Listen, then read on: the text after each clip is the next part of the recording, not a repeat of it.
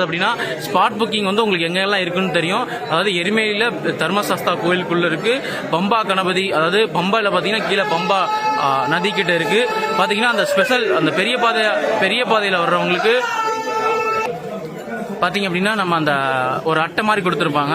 அது அட்டை கிடையாது சாமி, வெறும் தாள் மாதிரி தான் இருக்கு. அது எங்க தராங்கன்னு தெரியும். முக்குழி மறக்காம முக்குழியில நீங்க வாங்கிருங்க.